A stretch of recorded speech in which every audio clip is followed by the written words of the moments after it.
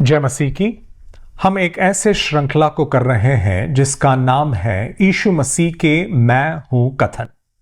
अब यूहन्ना के सुसमाचार में 7 बार यीशु मसीह ने अपने बारे में परिचय दिलाते हुए मैं हूं कथनों को वे कह चुके हैं। उदाहरण के लिए यीशु मसीह कहते हैं कि जीवन की रोटी मैं हूं, जगत का ज्योति मैं हूं, मार्ग सत्य और जीवन मैं हूं, पुनरुत्थान और जीवन मैं हूं। इस प्रकार के कई वचनों को यीशु मसीह कह चुके हैं। आज के हमारे इस वीडियो में हम यूहन्ना का सुसमाचार उसका 10 अध्याय का 11 वचन की तरफ हमारे ध्यान को ले जाने वाले हैं, जहां यीशु मसीह कहते हैं अच्छा चरवाहा मैं हूं, अच्छा चरवाहा मैं हूं। इस कथन की तरफ हमारे ध्यान को ले जाते समय हम इस वीडियो को 3 भागों में बांटने वाले हैं। सबसे पहले भाग में हम चर्चा करेंगे बुरे चरवाहों का लक्षण या उनके विशेषताएं। दूसरे भाग में हम चर्चा करेंगे फरीसी गण, बुरे चरवाहों का उदाहरण। और तीसरे भाग में हम चर्चा करेंगे यीशु मसीह अच्छा चरवाहा। तो शुरू करते हैं हमारे पहले भाग में, जहां हम बुरे चरवाहों के लक्षणों के बारे में या उनके विशेषताओं के बारे में चर्चा करने वाले हैं। परमेश्वर के पवित्र शास्त्र में जितने अगुए हैं, जितने राजा हैं या याजक गण हैं या भविष्यवक्ता गण हैं, उनको चरवाहों के रूप में कई बार संबोधित किया गया है। यानी राजनीतिक अगुए या फिर आत्मिक अगुए, सामाजिक अगुए, आर्थिक अगुए, इस प्रकार के अगुओं को, नेताओं को चरवाहों के रूप में बताया गया है। और परमेश्वर का वचन यह भी हमें कहता है कि कई बार ये अगुए जो है बुरे चरवाहों के रूप में दिखाई देते हैं। एक वचन का भाग है, एक अध्याय है जिसके तरफ मैं आपके ध्यान को ले जाना चाहता हूं। यह एहस्केल नबी का पुस्तक, उसका 34वां अध्याय है, जहां पर इन बुरे चरवाहों के कई लक्षणों के बारे में हमें बताया गया है। एहस्केल नबी का पुस्तक, उसका 34 अध्याय, उसका पहला और दूसरा वचन मैं आपके लिए सबसे पहले पढ़ रहा हूं। यहोवा का यह वचन मेरे पास पहुंचा, हे मनुष्य के संतान, इज़राइल के चरवाहों के विरुद्ध भविष्यवाणी करके उन चरवाहों से कह, परमेश्वर यहोवा यह कहता है, हाय इज़राइल के चरवाहों पर जो अपने अपने पेट भरते हैं, क्या चरवाहों को भेड़ बकरियों का पेट न भरना चाहिए? देखो, एहस्केल नबी के द्वारा परमेश्वर अपने संदेश को इज़राइल जनता के पास पहुंचा रहा है। वे कह रहे हैं कि इज़राइल के चरवाहों के विरोध में परमेश्वर खड़े हो रहे हैं और उनके विरोध में परमेश्वर बोल रहे हैं। वे क्यों बोल रहे हैं? वे इसीलिए बोल रहे हैं क्योंकि ये चरवाहे उस समय के जितने राजा थे, जितने याजक गण थे, जितने भविष्यवक्ता गण थे, वे सिर्फ अपने स्वार्थ को पूरा करने के प्रयास में थे। वे भेड़ बकरियों के भलाइयों को सोच नहीं रहे थे। परमेश्वर का वचन में हमने पढ़ा, वे अपने अपने पेट भरने में लगे हुए थे, भेड़ बकरियों को चराने में या उनके पेट को भरने का प्रयास वे नहीं कर रहे थे। तीसरा वचन, तुम लोग चर्बी खाते, ऊन पहनते और मोटे मोटे पशुओं को काटते हो, परंतु भेड़ बकरियों को तुम नहीं चराते। यानी इन भेड़ बकरियों को इस्तेमाल करते हुए उस समय के सामाजिक अगुए, राजनीतिक अगुए, जो आत्मिक अगुए थे, वे सिर्फ अपने फायदे के लिए इन लोगों को इस्तेमाल कर रहे थे। जैसा कोई चरवाहा अपने भेड़ बकरियों को काटकर खुद ही चर्बी खाता हो या खुद ही मोटे मोटे पशुओं को काटकर खाता हो, वैसे उस समय के नेतागण कर रहे थे। चौथे वचन से हमें यह दिखाई देता है कि चरवाहों को वास्तव में क्या करना चाहिए था, क्या नहीं करना चाहिए था, और वे उन कामों को नहीं कर रहे थे जो उनको करना चाहिए था। चौथा वचन, तुमने बीमारों को बलवान न किया, न रोगियों को चंगा किया, न घायलों के घावों को बांधा, न निकाली हुई को लौटा ले आए, न खोई हुई को खोजा, परंतु तुमने बल और जबरदस्ती से अधिकार चलाया है। परमेश्वर के लोगों के अगुओं को क्या करना चाहिए था? बीमारों को बल प्रदान करना था, रोगियों को चंगाई देना था, उनका देखभाल करना था, घायलों के घावों को उनको भरना था, बांधना था, निकाली हुई या खोए हुए भेड़ों के पीछे जाकर उनको ढूंढकर अपने पास वापस लाना था। इस प्रकार के कामों को उनको करना था, लेकिन इस प्रकार के कोई भी काम को उस समय के चरवाहे नहीं कर रहे थे। इसीलिए परमेश्वर इनके विरोध में उठ खड़े हुए हैं। लेकिन ये चरवाहे जो हैं बल और जबरदस्ती से अधिकार चला रहे थे। आजकल के भी नेतागण कुछ ऐसे होते हैं जो बल और जबरदस्ती से अपना काम करवाना चाहते हो।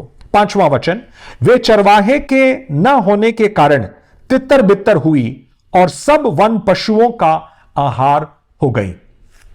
चरवाहे बुरे होने के कारण, चरवाहे अपने कामों को न करने के कारण इन भेड़ बकरियों के साथ क्या हो रहा है? वे तितर बितर हो रहे हैं और वन पशुओं के आहार वे हो रहे हैं। उनके शत्रुओं में के हाथों में जाकर फंसकर वे उनके लिए आहार बन रहे हैं। 6वां वचन, मेरी भेड़ बकरियां तितर बितर हुई हैं, वे सारे पहाड़ों और ऊंचे ऊंचे टीलों पर भटकती थी। मेरी भेड़ बकरियां सारी पृथ्वी के ऊपर तितर बितर हुई और ना तो कोई उनकी सुधि लेता था और ना उनको कोई ढूंढता था। इज़राइल के लोग जो हैं अब दूसरे देशों के आक्रमणों के कारण वे अपने देश से निकाले गए और जगह जगह जाकर भटक चुके थे। परमेश्वर कह रहे हैं यह सब चरवाहों के गलतियों के कारण है। परमेश्वर के रास्तों में परमेश्वर के भेड़ बकरियों को चरवाहों ने नहीं चलाया, इसीलिए वे हर जगह तितर बितर हो चुके हैं। और ये चरवाहे जो हैं कोई अच्छे काम के नहीं हैं, ऐसे परमेश्वर इनके बारे में बोल रहे हैं। तो इससे हमें पता चलता है कि एक सच्चा चरवाहे को क्या करना चाहिए, एक अच्छे चरवाहे को क्या करना चाहिए और बुरा चरवाहा क्या करता है। मैं इस अध्याय का 9वां वचन से आगे पढ़ना चाहता हूं, 9वां वचन से लेकर 10वां वचन तक। इस कारण हे चरवाहों, यहोवा का वचन सुनो। परमेश्वर यहोवा यो कहता है, देखो मैं चरवाहों के विरुद्ध हूं और मैं उनसे अपनी भेड़ बकरियों का लेखा लूंगा और उनको फिर उन्हें चराने न दूंगा। वे फिर अपना अपना पेट भरने न पाएंगे। मैं अपनी भेड़ बकरियां उनके मुंह से छुड़ाऊंगा कि आगे को वे उनका आहार न हो। यानी परमेश्वर जो है बुरे चरवाहों के विरोध में जो इज़राइल के बीच में थे, यह कह रहे हैं कि मैं तुम्हारे विरोध में हूं, मैं सारे भेड़ बकरियों का लेखा तुमसे लूंगा और फिर तुम्हारे हाथों में मैं उन्हें नहीं दूंगा ताकि वे तुम्हारे आहार बने या तुम उनको लूटें, तुम उनको पीटें इत्यादि। परमेश्वर अपने भेड़ बकरियों को उनके हाथों से बचाना चाहता है। अब 11 वचन से लेकर 16 वचन तक परमेश्वर इन बुरे जो चरवाहे हैं उनसे कहते हैं कि अच्छा चरवाहा मैं हूं, और परमेश्वर कहते हैं कि मैं देखो भेड़ों के लिए क्या करने जा रहा हूं। क्योंकि परमेश्वर यहोवा यह कहता है, देखो मैं आप ही अपनी भेड़ बकरियों की सुधि लूंगा और उन्हें ढूंढूंगा। जैसे चरवाहा अपनी भेड़ बकरियों में से भटकी हुई को फिर से अपने झुंड में बटोरता है, वैसे ही मैं भी अपनी भेड़ बकरियों को बटोरूंगा। यानी इज़राइल के नष्ट हुए दूर दूर देश में जाकर पड़े रहने वाले उन इज़राइलियों को मैं ही खुद बटोरूंगा। मैं उन्हें उन सब स्थलों से निकाल ले आऊंगा जहां जहां वे बादल और घोर अंधकार के दिन तितर बितर हो गई हो। मैं उन्हें देश देश के लोगों में से निकालूंगा और देश देश से इकट्ठा करूंगा और उन्हीं के निज भूमि में ले आऊंगा और इज़राइल के पहाड़ों पर और नालों में और उस देश के सब बसे हुए स्थानों में मैं चराऊंगा। यानी परमेश्वर कह रहे हैं कि मैं ही उनके लिए चरवाहा बना रहूंगा और मैं ही उनको वापस ले आऊंगा खोए हुओं को मैं ढूंढूंगा और उनको हरियाली में लाकर मैं चराऊंगा। मैं उन्हें अच्छी चराई में चराऊंगा और इज़राइल के ऊंचे ऊंचे पहाड़ों पर उनको चराई मिलेगी। वहां वे अच्छी हरियाला में बैठा करेगी और इज़राइल के पहाड़ों पर उत्तम से उत्तम चराई चरेगी। मैं आप ही अपनी भेड़ बकरियों का चरवाहा होऊंगा और मैं आप ही उन्हें बैठाऊंगा। परमेश्वर यहोवा का यह वाणी है। तो इस पूरे अध्याय को जब हम पढ़ते हैं, इसी प्रकार के शब्दों को हम देखते हैं जहां पर परमेश्वर बुरे चरवाहों के विरोध में बोलते हैं और अपने आप को चरवाहे के रूप में प्रस्तुत करते हैं। और इस अध्याय के 23 और 24 वचन को अगर हम पढ़ेंगे तो हम यह देख सकते हैं कि परमेश्वर एक नए चरवाहे को इज़राइलियों के बीच में भेजने वाले हैं।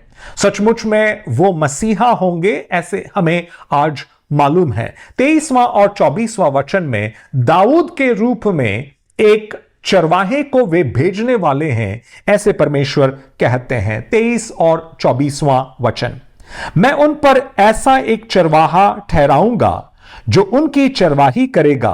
वो मेरा दास दाऊद होगा, वही उनको चराएगा और वही उनका चरवाहा होगा। देखो, यहेजकेल नबी जब इन वचनों को बोल रहे हैं, दाऊद राजा जो है मर चुका है, कई सैकड़ों साल बीत चुके हैं। तो दाऊद के बारे में यहां पर क्यों बोला जा रहा है? सचमुच में दाऊद के वंशावली में, दाऊद के संतान के रूप में आने वाले मसीहा के रूप में यहां पर चर्चा हो रहा है।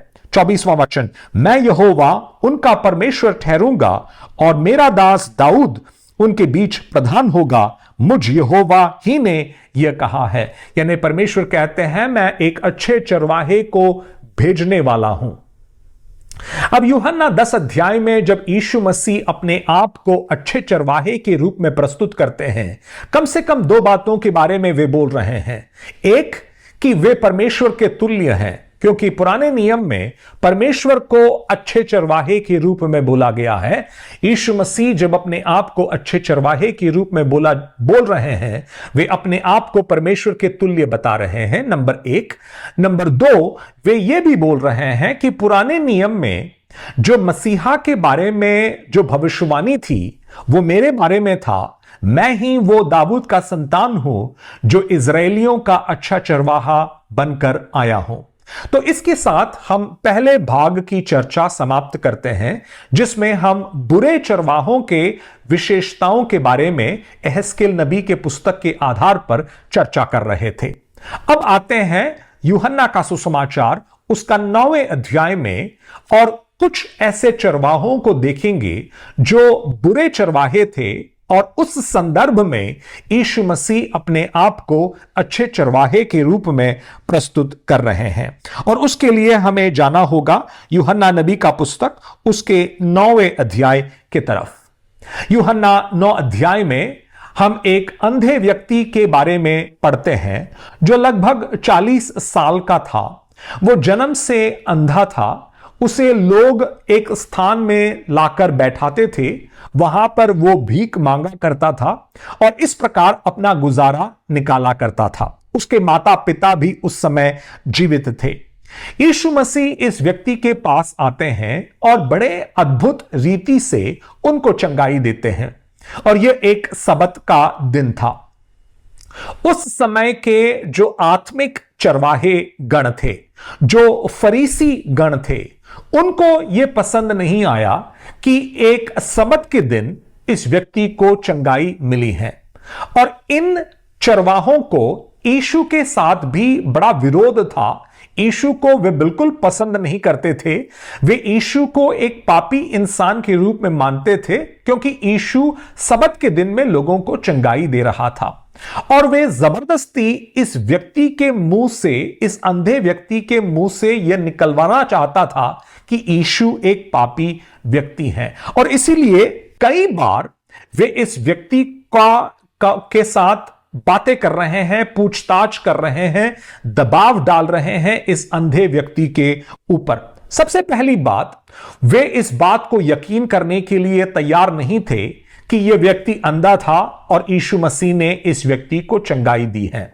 देखो, इस व्यक्ति के जीवन में जो जन्म से अंधा था, 40 साल के लिए अंधा था, यह व्यक्ति अब यीशु मसीह के चमत्कार के कारण देख सकता है। यह व्यक्ति बड़े खुशी के साथ अंदर वो कूद रहा है।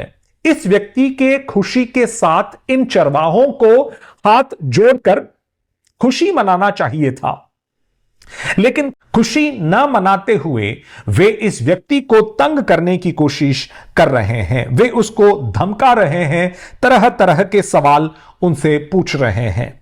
17वां वचन 9वें अध्याय का यूहन्ना का सुसमाचार। उन्होंने उस अंधे से फिर कहा, दोबारा से पूछ रहे हैं, उसने जो तेरी आंखें खोली, तू उसके विषय में क्या कहता है?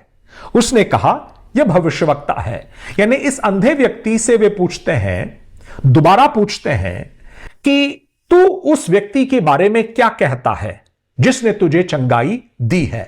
वो कहता है, अंधा व्यक्ति कहता है, वो तो भविष्यवक्ता है। लेकिन इस व्यक्ति के इस कहने के बावजूद वे इस व्यक्ति पर विश्वास नहीं कर रहे हैं। 18 और 19वां वचन में देखो क्या कहा जा रहा है। परंतु यहूदियों को विश्वास न हुआ कि यह अंधा था और अब देखता है। जब तक उन्होंने उसके माता पिता को, जिसकी आंखें खुल गई थी, बुलाकर उनसे पूछा, क्या यह तुम्हारा पुत्र है जिसे तुम कहते हो कि अंधा जन्मा था? फिर अब कैसे देखता है? यानी इन लोगों को इस चमत्कार के ऊपर बिल्कुल विश्वास नहीं हो रहा है। इसीलिए अंधे व्यक्ति से पहली बार पूछते हैं, दूसरी बार पूछते हैं, अब उनके माता पिता से पूछते हैं कि क्या यह आपका लड़का है? क्या यह जन्म से अंधा था? अब यह कैसे देख सकता है? इस प्रकार के फरीसी गण को यहां पर हम पाते हैं। अब 20 से लेकर 23 वचन तक इन अंधे व्यक्ति के माता पिता और फरीसी गणों के बीच में होने वाले बातचीतों को हम जरा पढ़ेंगे और देखेंगे कि ये लोग जो हैं इन फरीसियों से काफी डरते थे। चरवाहों से भेड़ बकरियों को डरने की क्या जरूरत है? वे इसीलिए डर रहे थे क्योंकि ये अच्छे चरवाहे नहीं थे, बुरे चरवाहे थे। लोगों को अपने अधिकार और दबाव के नीचे रखना चाहते थे, उनको डराकर और धमकाकर रखते थे। 20वें वचन से आगे हम पढ़ते हैं। उसके माता पिता ने उत्तर दिया, हम तो जानते हैं कि यह हमारा पुत्र है और अंधा जन्मा था, परंतु हम यह नहीं जानते कि अब कैसे देखता है, और न यह जानते हैं कि किसने उसकी आंखें खोली। वो सयाना है, उसी से पूछ लो, वो अपने विषय में आप कह देगा। माता पिता बड़े चालाकी के साथ जवाब दे रहे हैं क्योंकि डर उनके अंदर है। वे बोलते हैं कि हम इसके माता पिता जरूर है, हम इस बात की गवाही दे सकते हैं कि वो जब जन्मा था अंधा था। अब ये कैसे देखता है, किसने उसको चंगाई दी, इस प्रकार के सवालों का हम जवाब नहीं दे सकते हैं। वो स्वयं यहां खड़ा है, उसी से पूछ लो। ऐसे जवाब वे क्यों दे रहे थे? 22 और 23वां वचन।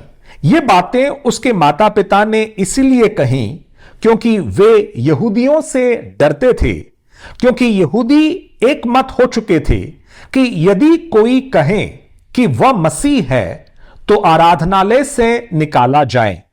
इसी कारण उसके माता पिता ने कहा, वो सयाना है, उसी से पूछ लो। देखो, फरीसी गण जो यहूदियों के आत्मिक चरवाहे थे, आत्मिक नेतागण थे, आत्मिक अगुए थे, उन्होंने लोगों के ऊपर एक ऐसा दबाव बनाकर रखा था कि अगर कोई यीशु मसीह को मसीहा के रूप में मानता है, अगर कोई यीशु मसीह का अनुयायी बनना चाहता है, तो उसको यहूदी आराधनालय से वे बाहर निकाल देंगे। इस प्रकार वे डरा धमकाकर लोगों को यीशु मसीह के पीछे चलने से रोक रहे थे। इस डर के मारे कि वे भी यहूदी आराधनालय से बाहर निकाले जाएंगे, इस अंधे व्यक्ति के माता पिता ने बड़े चालाकी के साथ उत्तर दिया कि इसको किसने चंगाई दी, इसका हमें कोई पता नहीं है, वो 40 साल का है, उसी से पूछ लो। इस प्रकार हम देखते हैं। फिर एक बार इस बात की गवाही हमें मिलती है कि ये अच्छे चरवाहे नहीं हैं, ये बुरे चरवाहे हैं जो सिर्फ अपने फायदे के लिए अपने स्थान और पदवी के बारे में सोच रहे हैं। भेड़ बकरियों का भलाई इनके मन में कोई तात्पर्य नहीं रखता है। और इसीलिए आगे हम पढ़ते हैं 24 और 25 वचन में, फिर एक बार इस अंधे व्यक्ति को बुलाकर वे उनको डराने धमकाने इत्यादि की कोशिश कर रहे हैं। 24 और 25वां वचन, तब उन्होंने उस मनुष्य को जो अंधा था दूसरी बार बुलाकर उससे कहा, परमेश्वर की स्तुति कर, हम तो जानते हैं कि वह मनुष्य पापी है। वे यीशु के बारे में बोल रहे हैं कि हम जानते हैं कि यह यीशु पापी इंसान है, इसीलिए तू परमेश्वर को महिमा देते हुए अंगीकार कर कि वो यीशु एक पापी इंसान है। 25वां वचन में इस अंधे व्यक्ति ने देखो कैसे उत्तर दिया। उसने उत्तर दिया, मैं नहीं जानता कि वो पापी है या नहीं। मैं एक बात जानता हूं कि मैं अंधा था और अब देखता हूं। देखो कितने बड़े होशियारी के साथ, कितने सुंदर उत्तर को वे देते हैं। वे बोलते हैं यीशु पापी है या नहीं उसके बारे में मुझे पता नहीं, मुझे इस बात का पता है कि मैं अंधा था और अब मैं देख सकता हूं। अब उसके आगे के आयतों में हम देखते हैं कि किस प्रकार वे आपस में बातचीत कर रहे हैं। आप स्वयं से उन बातों को पढ़ सकते हैं। मैं 28वां वचन का पहला भाग आपके लिए पढ़ना चाहता हूं।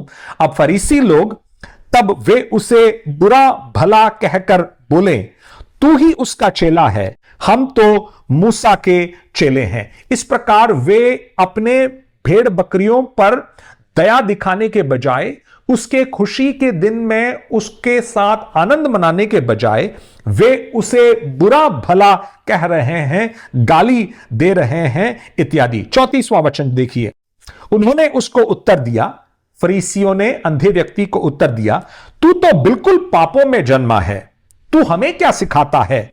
और उन्होंने उसे बाहर निकाल दिया। इस व्यक्ति को गाली देते हुए फरीसी लोग कह रहे हैं, तू तो पापों में जन्मा है, तू जन्म से ही पापी है, तू हमें क्या सिखाएगा?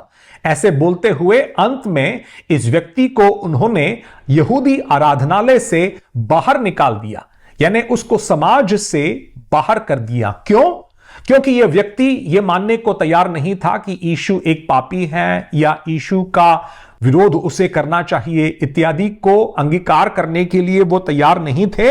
इसीलिए यह सब कुछ ये बुरे चरवाहे जो है इन भेड़ बकरियों के साथ कर रहे थे।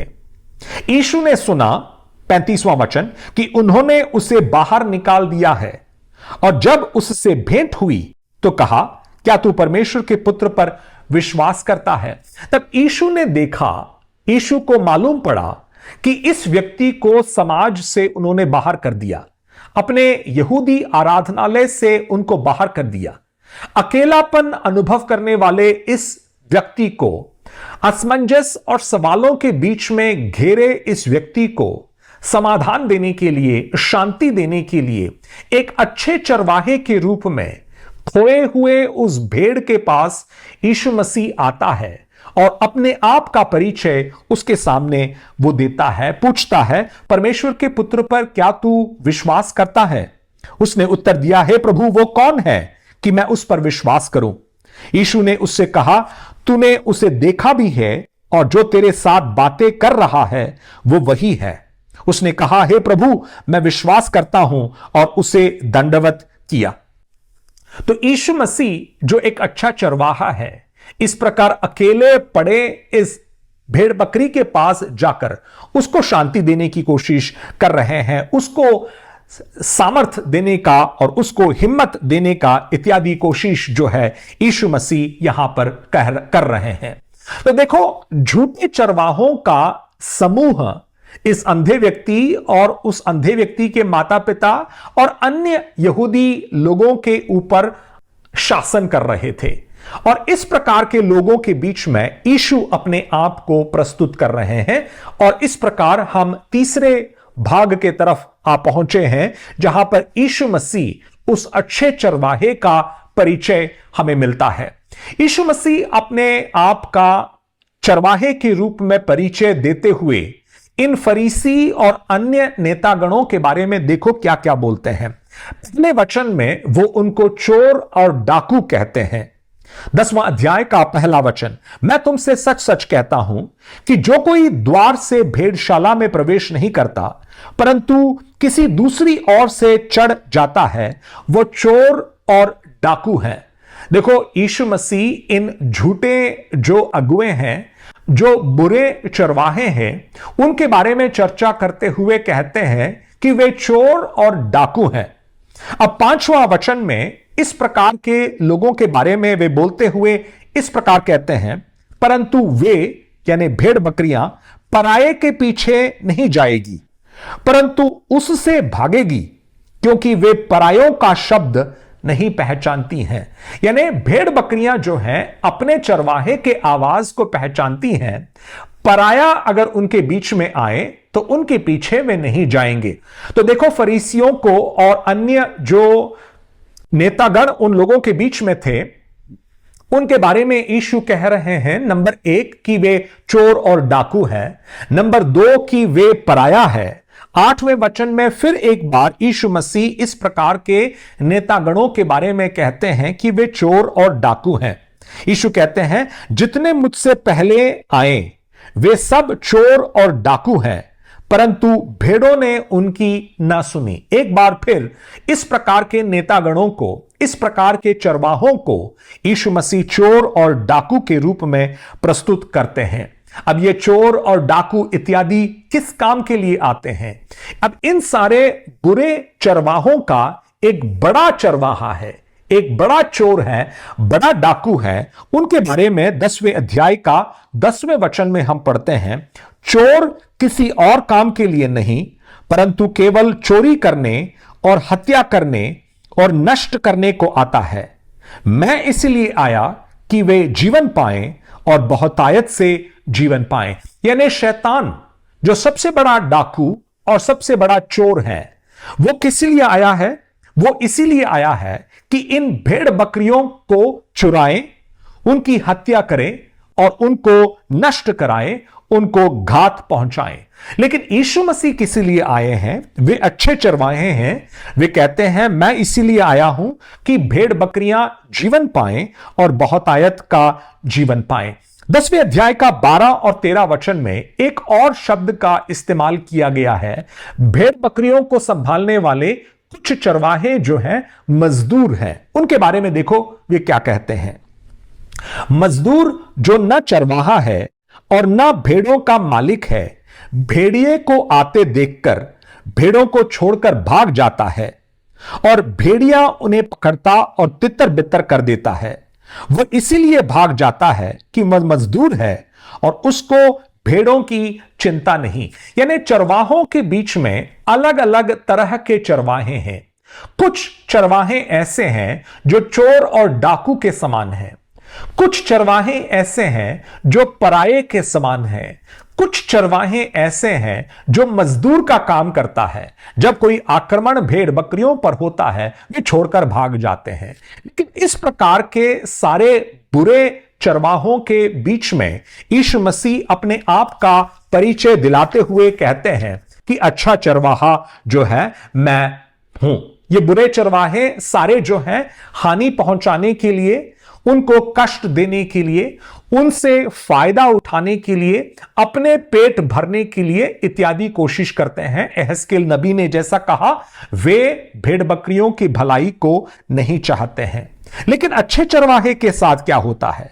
10वां अध्याय उसका 3रा वचन, उसके लिए द्वारपाल द्वार खोल देता है अच्छे चरवाहे के लिए, और भेड़ें उसका शब्द सुनती हैं और वो अपनी भेड़ों को नाम ले लेकर बुलाता है और बाहर ले जाता है। एक अच्छा चरवाहा अपने हर बकरी को, हर भेड़ को वो जानता है, नाम लेकर उसको पुकारता है और उसके आवाज को भेड़ बकरियां पहचानती हैं और उसके आवाज को सुनकर उसके पीछे हो लेती हैं। 4था वचन, और जब वो अपनी सब भेड़ों को बाहर निकाल चुकता है तो उनके आगे आगे चलता है और भेड़ें उसके पीछे पीछे हो लेती हैं क्योंकि वह उसके शब्द पहचानती हैं।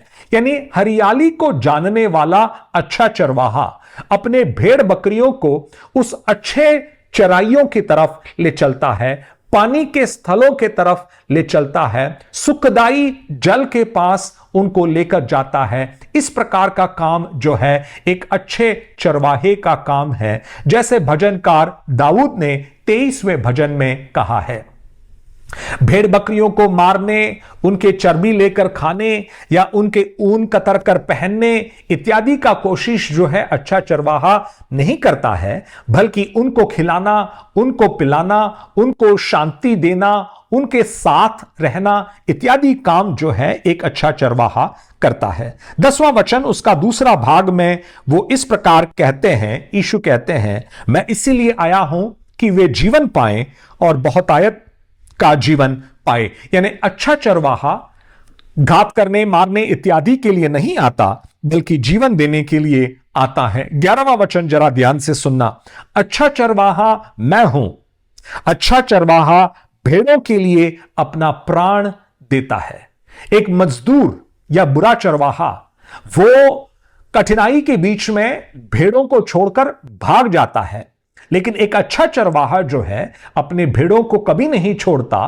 वो अपने भेड़ों के लिए अपने जान को कुर्बान करने को तक तैयार होता है। 14वां वचन यीशु कहते हैं, अच्छा चरवाहा मैं हूं, मैं अपनी भेड़ों को जानता हूं और मेरी भेड़ें मुझे जानती हैं।